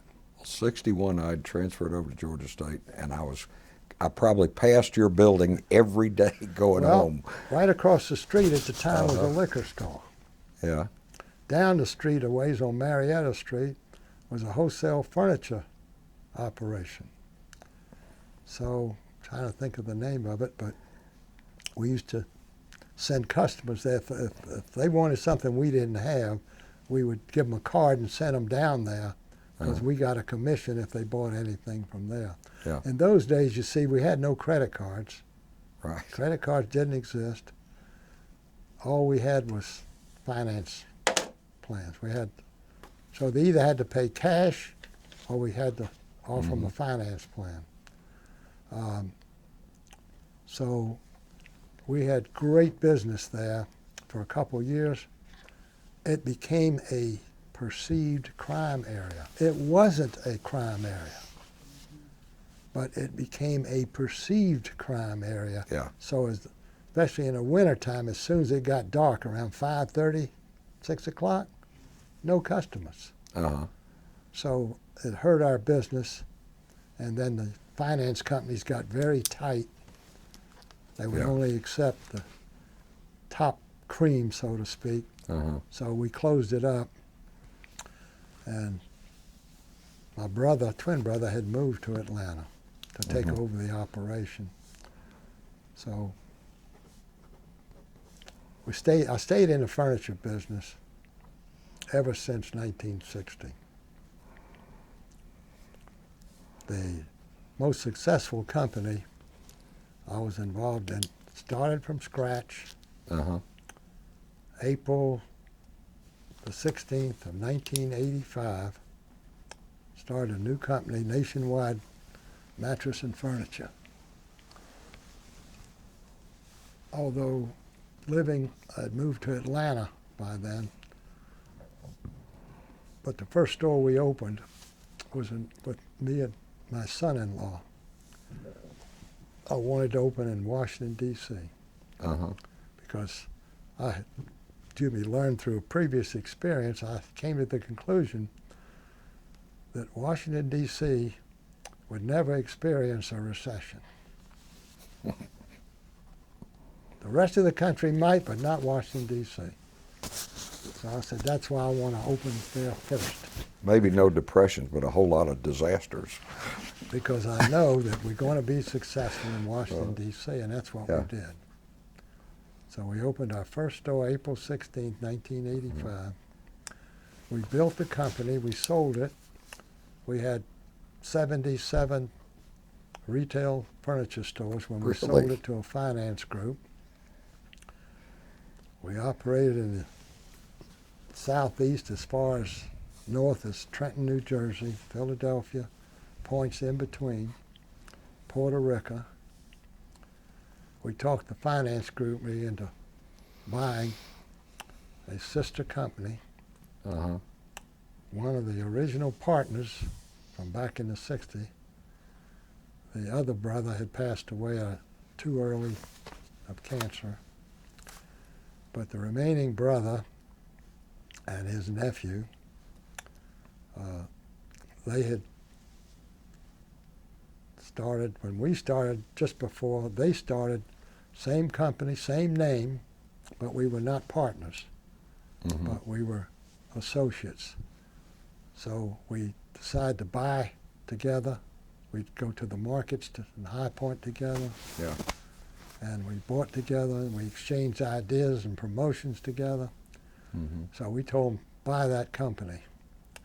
But they did, but they wouldn't follow our advice. They way overpaid them. Then they told me, after some months, they told me, so we had 140, 50 something, 150 something units operating U.S., Canada, and Puerto Rico. And when these financial geniuses told me to get lost, They'd buy you out at least? well, no, we had already sold the company. You'd sold it. Before we became the bigger company. And they came down from Virginia, called me ahead, said, make a reservation in a nice restaurant for dinner tomorrow night. Flew down, had dinner. I didn't know what the reasons were. They wouldn't tell me. They said, okay, after dinner you can clean out your desk tomorrow morning. And I said, wait a minute, I still have 2 years to go on my contract. Oh, don't worry about it. You'll get a check in the mail every month. Okay, I'll get a paid retirement. I'll go on with that. And as smart as they were, and they were no dummies, they said, tomorrow morning we're going to meet with your brother, or your son, I'm sorry. My son, we had talked him into moving from California. Him and his wife were both practicing psychologists. 13 years, L.A. area, the land of the fruits and nuts. And we talked him into relocating with 2 young children to Atlanta. So he became our CFO. They said, don't say anything to your son. How could I honor that? So, of course, what were they going to do, fire you? As soon as I got home, I called my son. I said, expect to be fired tomorrow morning. Same thing. So I asked them, what were their reasons? They said, well, you guys are operating this business as a family business. In 5 years, we're going to take the company public. I reminded them of several family businesses I knew of Fortune 500 companies. One was Reynolds Aluminum at the time. Mm-hmm. Family business. Well, they wouldn't buy it. No. So I left. Yeah. Got, A smart after investment. some months I got a phone call, would I come back and help them out? So I unretired, but that was 1st of August. I told them I would only work, the longest would be through the end of December. Well, none of us knew that September 11th was going to happen. Yeah. September 11th happened. And of course, before that, we found the company they acquired, our associates, 40% of their total business was in the New York, New Jersey area. Mm. So those stores were all shut down and closed for weeks. It really hurt the business. So you're still working. Still working. Yeah, and I see you are a director, as I said, with Home I Decor. only work, I say I'm semi-retired. I only Yeah. work 5 days a week. Yeah, that's you and I both. I can identify with that real strongly. Yeah, my son said you could work 20 hours a week. I hadn't worked a week under 50 yet. I'm waiting for the 20 hours a week. He said, well, you get to sleep at night. What more do you want? In between other questions, I'd like to introduce this if I may. Well, what I'd like you to do, you've brought some artifacts. I'd like you to talk about your shell casing, and I think you've got a couple other photos and stuff that, if you would, share with us from the war. Give me a little more time. I found Got this. whatever time you need. Go I ahead. found this in a bombed out area somewhere in France or Germany, northern France or Germany. It was sitting in a bunch of rubble, dirty, dusty. I picked it up. Mr. Margol, could I ask you to sort of hold that up so she can focus in on the camera and on the part that's got the carving of the Oriental lady on it? Just sort of twist it. Reflection. It probably won't matter. Okay. Okay. So I picked it up and I recognized it as artillery shell casing. So I took it with me and cleaned it up and realized it was very ornate, a lot of ornate work on it. And took it with me, brass, and it was from a 75 millimeter French howitzer from the First World War, and could be used as a flower vase. Our mother had a solid brass lamp table that she had received as a wedding gift that was made somewhere in Europe. Mm-hmm. And she arrived in the United States as a baby from Europe, and I sent it, packed it up and shipped it home to her to put next to that solid brass lamp table. And when my wife and I got married, my mother gave it to my wife and said, this belongs to her, to my wife. So we just kept it around in the house. Occasionally my wife would put some flowers in it. And some years ago, one of my grandsons was in the 6th grade at school. Teacher told him they're going to study the Second World War. So he immediately told the teacher his grandfather lived in the area and he served in World War II. So I got a phone call when I come and talk to the students. I agreed to, and my grandson says, Papa, you have to take this and show it to the students in his class. So I took it with me, but I didn't know what to say about it. So before going, I went on my computer. I typed in Google, French 75 millimeter. The story came up during the First World War. It was known as trench warfare. And the different sides were in deep trenches firing at one another, and during quiet periods, some of the soldiers in the trenches were artisans. And they had rude tools, crude tools. They would take these tools and make different works of art, in this case it's a figurine of an Oriental woman, a couple of birds, lovebirds, some roses, and two initials, and the initials are B.A. Well, when we got married, my mother gave it to my wife. I didn't know why, but B.A. My wife's name is Betty Ann. So that's why it's now a keepsake that we certainly keep in the family and don't want to part with. And I believe you have some other photographs and memorabilia you wanted to show us. I can get some out of here. But a couple of larger ones may be of interest if they show up. This probably won't show up that well because I took these off my computer. But this is my brother and I as Boy Scouts. Already in uniform. Yep. I guess this was our first uniform. Looks like you're wearing jodhpurs there, too. Well, that was the Boy Scout uniform in those days. And this was in the So Army. are you the tall one or the shorter one? Well, you see Oh, our there you names are. right Yeah, I on see there. you've identified yourself. This was, as it says, at Syracuse University, Army Specialized Training Program.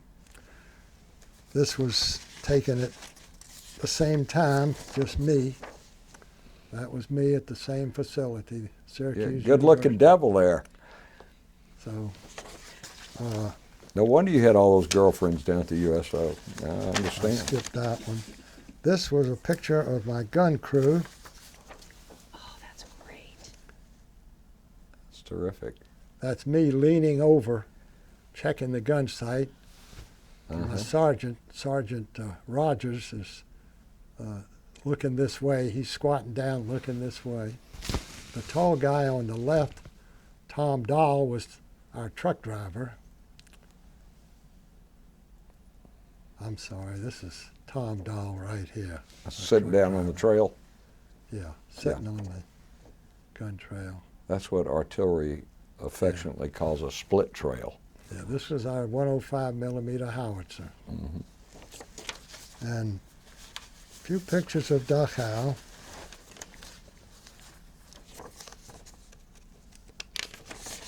You can catch that one. Oh, yeah.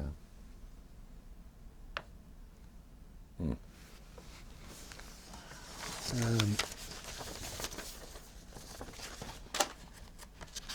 this was a picture we took in the boxcar. My God. Jeez. Get this for you. No, I don't need that one. And those are bodies. Of course, I printed these. I have these on my computer. Those are bodies inside the boxcar. Yeah. And just another similar, different boxcar. Jeez.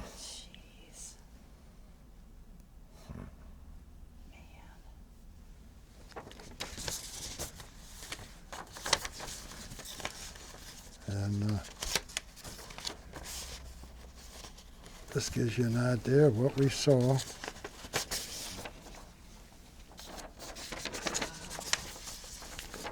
Because, as I say, there was no combat that took place in the camp itself. It was peacefully surrendered.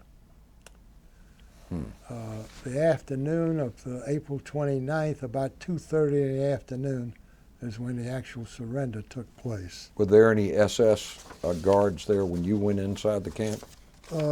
We didn't. All we saw was a couple of them that were deceased. Oh, okay. My twin brother went in 1995. My twin brother went to the 50th anniversary of the liberation of Dachau. I was unable to go at the time, Uh-huh. and so he met a couple of the infantry guys there from the 222nd that were just ahead of us. Yeah. And they said that, they told him that when they entered the camp, there were a couple of guards, German guards, in the main tower, guard tower. And either they apparently were diehards, and they fired at them. So he said they made short order of them. They had no problem killing them. Mm-hmm.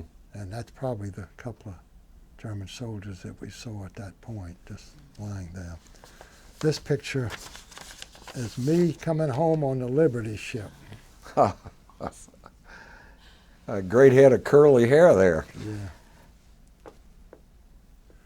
Well, both my brother and I, growing up as youngsters, I remember we had this curly hair. Uh-huh. Oh, Yeah, I'll get I that know for we you. showed that one. Yeah. And I remember one year, summertime, somebody told our mother that if she shaved all our hair off, it would come back straight. So we were bald-headed one summer. It didn't work, Didn't work. It didn't work. I wanted to show this picture. This picture in 1967, I think it was. This is in the cemetery, the oldest cemetery in Salzburg, Austria. Yeah. This is the grave site of General Harry Collins.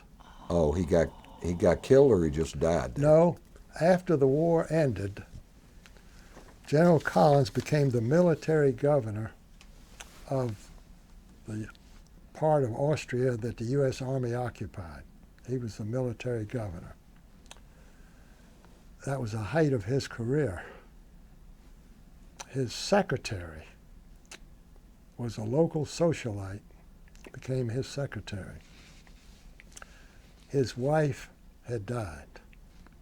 Mm-hmm. He ended up marrying his secretary, who was the daughter of a well-known Austrian aristocrat.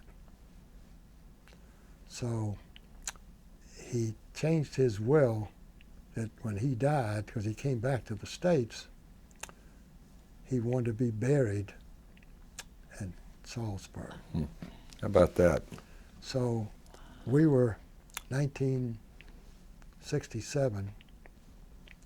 We were on a trip to Vienna, a week in Vienna with a group, and we had a day and a half to be on our own. So we hired my wife, my sister-in-law, my sister and brother-in-law. We hired a tour guide with a touring car to go back to Bad Gastein and Salzburg. So when we got to Salzburg, the old city of Salzburg sits like up on a plateau hill. Beautiful, beautiful city. So you either go up on a tram Uh-huh. or you walk up. So we went up on the tram, but coming down, my sister-in-law said she wanted to walk down. So we took the tram down. We got down there, we said, now we got to wait for her. It's going to be a while. So I noticed right there was a cemetery. So I said, while we're waiting, why don't we go in and see some of the old gravestones, see how many years they go back. Uh-huh. So we walked in. The very first gravesite was this, General Collins. It was Kismet. They had exhumed the former ruler of Austria that was in that front gravesite. They took him out and put him back somewhere How about that? to put General Collins there. Wow. That's why we took the picture at that gravesite. Now, these pictures you're showing us here you've got the permanent pictures. Are we able to keep your computer print-offs here, or do you want us to make copies of them and get them back? We can Okay. chat about that after the interview, Okay. because if you're willing, we'd love to have the digital copies too, so Okay. that'd be great. It just so happens, Okay. if this will help you, not this picture, I've got it somewhere on my computer, but these pictures like this, Yeah. Dachau, maybe have a picture here of that I didn't show. I'm not sure. I've got a thumb drive Great. That would in be my great. pocket. Perfect. Perfect. Those pictures involving like this, the pictures of Dachau, are on this thumb drive. Okay. So that if you got a computer, Yes, you we want to do. We'd love to. put it in We'd love to do that. before I leave and copy it over. Also, it just so happens on this same thumb drive is pictures. Well, it's 80 pictures of 3 years ago when we went to Poland as an invited liberator with 14 other soldiers, liberators, to the International March of the Living, which takes place every year. So we landed in Krakow, Poland, spent a couple of days there, ended up at Auschwitz and Birkenau. And my son was with us, son and daughter-in-law, so he took over 300 pictures. We boiled it down to 80 pictures that I put on this thumb drive that I used to show at a couple of presentations. One was the Rotary Club of Dunwoody, and explained some of the stories relating to the pictures. When we got there, the curator honored us by being our personal guide at Auschwitz and Birkenau. It's a tremendous experience Wow. because the Russians liberated Auschwitz Yeah. and Birkenau. So I've shown that. More recently, I also have, I think it's 32 pictures that I just showed last Thursday at the Weber School, which is a Jewish high school here, to a senior class there. I showed those 32 pictures that some my son took and some we got from the new museum in Munich and some we got from the museum at Dachau. I was able to get from them and tell some stories, show the pictures and tell some of the stories about the pictures to the high school students. So all that is on there. Okay. So the pictures from Poland are not titled. Okay. The pictures, most of the pictures, because this was late April of last year, we flew. There again, that's another story. I received an invitation, all in German, to come to Munich as a guest of the city of Munich to open this new museum. So I got a neighbor who's born in Germany to interpret it for me. So I accepted because I was able to find out that it's going to be 2 days at the museum, followed by 3 days for the 70th anniversary of the liberation of Dachau. So I was also invited for that from the Dachau Historical Society. Paid a round-trip plane fare for my wife and I. They paid for they first said they'd only pay, City of Munich only paid for 2 nights in the hotel, but the Dachau organization ended up paying for the other nights in the same hotel. So it was another tremendous experience. So a lot of those pictures have titles on, telling you something about the pictures. So I'll be glad to let you copy that. Sure. All right. Well, I think we probably need to wrap up here, only because I'm running out of time. I know. And first of all, let me say, I've done a number of these interviews, and Sue's done zillions of them. I have to say, Mr. Margol, this was the most interesting interview I've ever done. I was just fascinated throughout. Well, I would tell you, it's based on a lot of experience because my brother and I were both interviewed by Witness to War program here in Atlanta. Yeah. We were interviewed by the World War II Museum from New Orleans. Good. Uh-huh. Good. We were interviewed all day from 10 o'clock in the morning till 6 o'clock in the evening, except for a 1 hour break for lunch. these all took place at my brother's home, by a professor from the University of Delaware. He sent us a disc of that whole interview all day because he wanted us to tell him a lot about our early years growing up in a segregated society in Jacksonville. Oh, yeah. All the history, all we remembered about that, Sure. which we had a lot of memories about that. Mm-hmm. So that's why it took so long. Yeah. Yeah. He told us, and this is about 3 years ago, he told us that he was going. His wife, who was also a professor there, was going to edit it all and send us a edited disc, which I've never received. Uh-huh. But I think it's 6 discs of this whole interview for the whole. Really? Well, it would be great for your Plus, children, grandchildren, and your great-grandchildren. we've had so many speeches, presentations, and a lot of them were videoed. Mm-hmm. And they all sent us a disc of every one of them.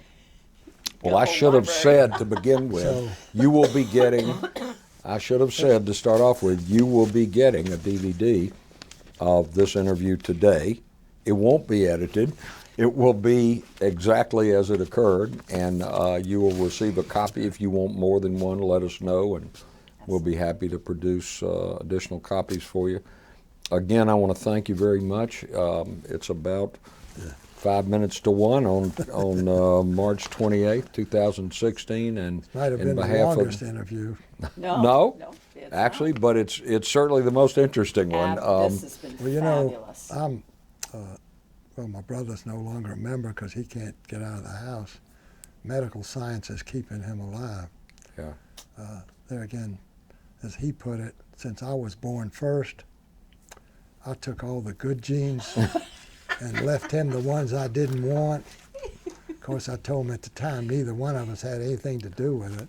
Well, I have twin grandchildren, and they're all, and they're always debating with each other over who's the better one and whether. And We have, my wife and I have twin grandchildren. Oh, you do? A boy and a girl.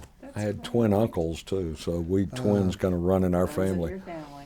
Well, I want to again thank you on behalf of the Atlanta History Center for your time and your wonderful stories and your terrific storytelling ability, and in behalf of the Library of So I Congress. say we've had a lot of experience. Well, this has been You know, great. it's really helped both our memories too, because my brother's memory is still great. Yeah. It's just the rest of his body don't cooperate. Well, and you're getting different perspectives. You know, That's I love right. that he was. Sorry on to the- say Yeah.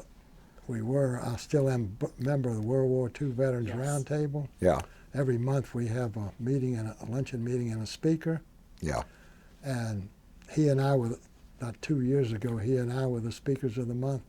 But we have had some fantastic speakers. Yes. Yeah, my good friend Lee Weinstein was the Before he president passed of your away. organization for a long time. He and I went to high school together, and Well, before he passed away, Before he we passed, became yeah. very close, very good friends. Well, if it makes Yeah. you feel any better, all of those are also archived here. We are the repository for the World War II Roundtable, so all those meetings have been videotaped, and they're here Well, you at know, the History Center too. like the last meeting, uh-huh. I had 2 Air Force veterans, one 95 and I think the other one was 93. Mm-hmm. And to listen to some of their stories Yes. about their missions. When you I talked mean, about Schweinfurt. you know, Yeah. I'm sure- Yeah, Yeah. the 8th Air Force guys were. Yeah. And I mean, I can just sit there and listen to those guys all day. Well, we can. Well, we can listen to you all day. Too. We If I wish didn't we have to go could. back to work, I would. I just want to, and we can. I think that'll conclude our interview for today. But before you go, I want to show you something. Thank you. Thank you so much. Okay.